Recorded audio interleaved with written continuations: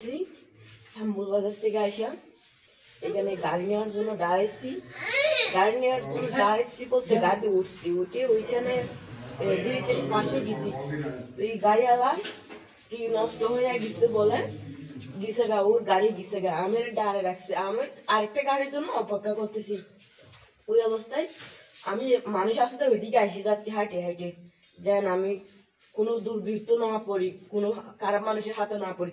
আমার মনে ওইটাই সন্দেহ হচ্ছে আমি একলা মানুষ, আমি এরকম বলে এদিকে এসে গেছি, এদিকে এসে যাচ্ছি। তার মানে ব্রিজের ওখানে গাড়িতে খারাপ হয়েছে বলে ড্রাইভারটা তোমাকে ওখানে নামাই দিয়েছে। নামাই দেওয়ার পরে ওখান থেকে যখন ভয় লাগতেছে তখন এইদিকে আবার স্টেশনের দিকে বদরগিল স্টেশন দিকে চলে যাচ্ছি আরেকটা গাড়ি নেওয়ার জন্য। ওই অবস্থায় একটা ছেলে আসছে আমার পিছনে দৌড়ায়া, ও যখন দৌড়ায় আসতেছে আমিও আমার মতো করে হাঁটিয়ে আসতেছি। ও দৌড়ে আসার মধ্যে আমার মুখ চেপে ধরছে, মুখ চাপা দেওয়ার অবস্থায় আমি আমার হাত দিয়ে এর হাতটা সরাই ফেলছি। আমি বলছি যে কেউ আমাকে একটু সাহায্য করেন না, কে একটু বাঁচান আমাকে।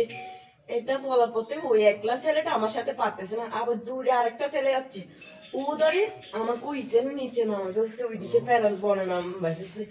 নামা পড়ে এখানে অনেক চোরাচুরি করছে। ওরা প্রথমে আমাকে কাঁচি দেখাইছে, বলছে যে এই চুরিটা দেখছিস তুই? বলছে আমি বলছি হ্যাঁ ভাই দেখছি। বলছে যে তুই চুপ হবি কিনা নাকি এখন তোর জবাই করে দিবে এখানে।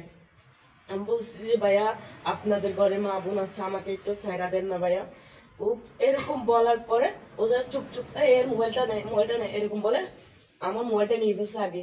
আবার বলছে যে ব্যাগ কো, আমি বলছি ব্যাগ এই তো ভাইয়া নেন, এরকম বলে ওইটাও দিয়ে দিচ্ছি। আমি ওইটা দিয়ে দেওয়ার পরে ও আমি বলছি ভাইয়া আমার একটু এখন যাইতে দেন না ভাইয়া। এটা বলার পরে ও কি করছে, যাইতে দেয় না আমাকে, ওটা ওইদিকে নিয়ে গেছে। কয়জন ছিল ওরা? প্রথমে 2 জন ছিল, ওই 2 জনে নিয়ে গেছে। এদিকে নিয়ে যাওয়ার পরে একবার 2 জন হচ্ছে, 2 জন আসার পরে 4 জন হয়েছে, এরা আবার 4 জন আসছে, আর 2 জন হয়েছে। এরপর আর কে গাচ্ছে ভাই আমার মনে নাই, কিন্তু ওরা আমার সাথে যেগুলা করছে এগুলা ওদের মা বোনের সাথেও না করুক, আমার সাথে ওরা অনেক খারাপ সৃষ্টি করছে ভাই। এগুলা খারাপ বলতে এতটা খারাপ।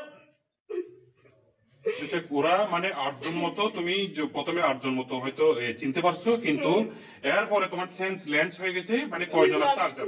ওটা আমি আর জানি না। আচ্ছা, ওখানে কি তোমাকে ওখানে পরিত্যক্ত অবস্থা ফেলে চলে গেছে না তুমি ওখান থেকে পালিয়ে আসছো? ওইখান থেকে আমি একজন আমাকে বলছে তোমাকে আমি বেড়া দিয়ে যাবো, এখানে অনেক দূরে নিয়ে গেছে ওরা। আমি বলছি ভাই আমার একটু ছায়া দেন না, ওদের পায়ে সবার পায়ে পড়ছি আমি।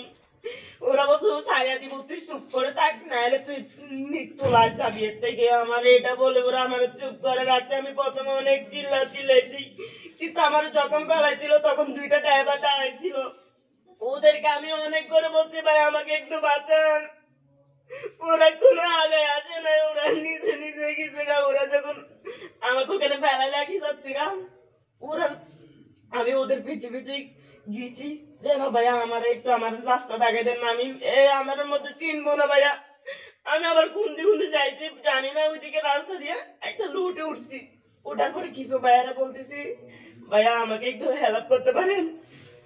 ওই ভাইয়া গুলা চলে গেছে, কিছু বলে নাই আমাকে। বলছে এত রাতের বেলা একটা মেয়ে।